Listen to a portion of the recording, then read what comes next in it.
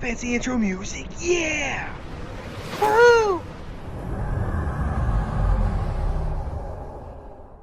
Hey everybody, welcome back to the channel. Today we'll be taking a look at logs because that's what you enjoy so much. But we've talked several times about the effect that John Harrison, the car that of course is currently being sold in your store right now if you choose to purchase it, and what he can actually show on the field. Now, because we had a very generous donation from Epi, we can actually show you that because he bought us the officers. We actually want to show you an example of that in a base.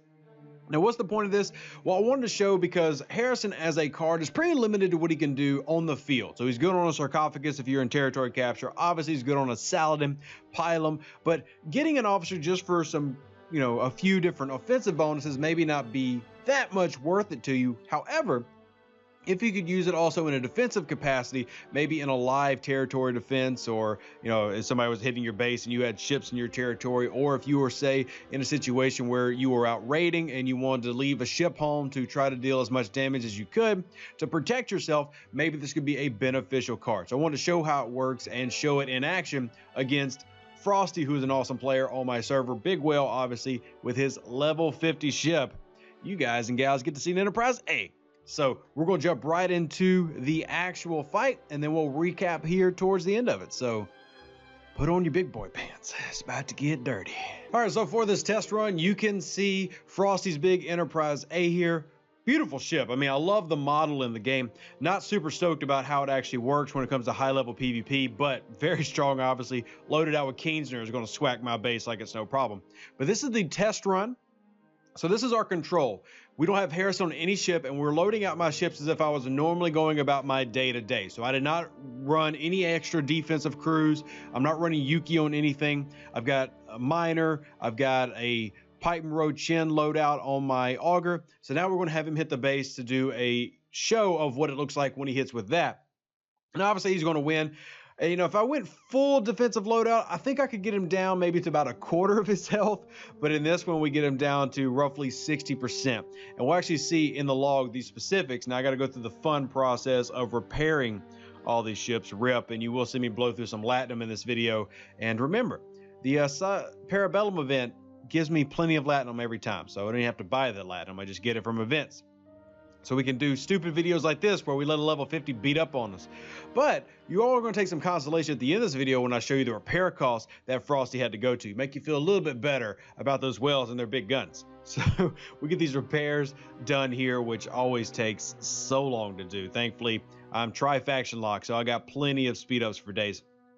And now we're going to start swapping out those officers. You see I had underneath, we had, a Mud and Harrison on the Burrell, but we're going to put those actually into the top of the loadout now. We're going to put on the auger, and we're simply going to take Chin off. Now, the idea here is with Pike synergy with Moreau, we're going to get a 100% shield bypass on a Harrison, even though it's tier 1. So Harrison normally would do 60%. Now with the synergy, he should completely take away all of these shields by himself. No help, all by himself. And that's what we're going to see in this short little segment. Now, we'll do the logs afterwards, and we'll come back to those towards the end. We show the big fight here, and then I'm going to show you the next one. You can kind of see by what he did there in terms of that picture. You know what? Let's just show the logs here. We'll throw it up on the screen. So you can see the first hit that he's got an astounding still, 11 million hull points left, starting off with 16 million, 17 million hull points. So you still got 11 million left. That's a lot of hull. That is one of the things that makes those 4-star ships so deadly, is how much hull they have. So he starts off with 11, or we get him down to 11 with the first pass of a normal crew run. Now let's see what we get him at with another one. All right, so here we have the second one. You can see me swapping out ships just so that I can lower the shield. Obviously, he popped my 10-minute shield. So I'm going to attack him with a Rialta, which will drop my shield, and then I'm going to do a quick swap and put the miner back on. That way we're keeping everything the same. Once again, I did no other defensive settings. I did not use Yuki or anything like that, because my goal was not to try to somehow beat the Enterprise A. My goal was to show you the extreme amount of damage that Harrison can translate to by himself. And that's the purpose of this video. So yes, I'm about to die again. Rip me. But as you can see, there is the Enterprise A. Scanned it. He still got Keensner on, so he kept the same officer loadouts. We did that just so it wouldn't offset too much, his attack, just making it overwhelming. And the goal of this, remember, is to do an idea that, you know, if you had, say, a Kelvin come by, or even a Newton that wasn't as big as an Enterprise A, a level 39 could fend that off. Whereas even if you're a lower level player, you're going against Enterprises or something, at level 29, you're Saladin, you know, or actually it'd be best to load this out on a minor if you're a level 29, because remember, the Enterprise will attack your Saladin first. Remember, it works in the battle triangle when attacking a base. So explorers are going to attack interceptors, battleships will attack explorers, etc. So the North Star or a Horizon at level 29 would not get that first shot to make sure that Harrison goes off. I actually like to load out things like Yuki and Harrison on those type of ships so they're not targeted first and they have the most survivability. Because remember, the key in base defense are your guns, not your ships. Your ships are just meat shields. So if you've got a loadout of, say, an Enterprise, a Saladin, a Bortus, and then a Horizon and a Cavort, you want to load out your defense stuff on the Cavort and the Horizon because they'll get attacked last. But anyway, the whole point of this is to show the amount of damage you can get simply by using Harrison as a singular defense officer. Now, if you combine that with things like Spock, who's going to improve your base defense, your shield regeneration, if you're going to combine that with Yuki, who's going to strip shields of your enemy, you can do even better. This is simply showing the insane amount of attack increase you're going to get against those players. So there, of course, is the base getting cracked. Now you can see already more hull was lost for Frosteh this time. So at 11 million before, now it went down to 9 million. So I'll show you the screenshot of that because it didn't want to show up perfectly there. Actually, let's refresh it. And you see 9 million. So that first round with Harrison, it's the only thing we changed, essentially amounted to 2 million more hull points being damaged in that first round. And that's because the guns, the ships, all had that bonus effect of that working. And we can kind of go through the log. Now, we've talked about this for a long time and how it works, but we're finally getting able to show you an example of it. So you see my defense platforms dealing damage there. The mitigation's still there, but you look at the shield damage, there's none. So you went from, 80% being stopped by shields, because that's the typical ratio, is 80% of what's not mitigated gets stopped, 20% makes it through to the hull. Now we've removed that for the first round, and now we're going pure on damage. It's nasty. All right, so recap time. We're going to take a look at these logs real quick just to show you them working. Now, this was the regular log where we did not do anything. You can see the defense platforms, the damage that they're doing, the mitigation, and then of course the shield reduction to the damage remaining. And then there's the Enterprise A firing its big guns, hitting pretty hard, not terribly hard. I mean, it hurts, obviously. That's 1.5 million plus damage, but yeah, that was the test run. And you see we did a little bit more shield damage there, and that's going to make sense though, because we did obviously use a bypass of those shields the first round. So we just ignored them and let them be there. So that means the shield damage doesn't happen until the next round, which means it takes an extra round to get the shields down. Another place that Yuki could really come in handy in this situation. But anyway, that's our kind of test log.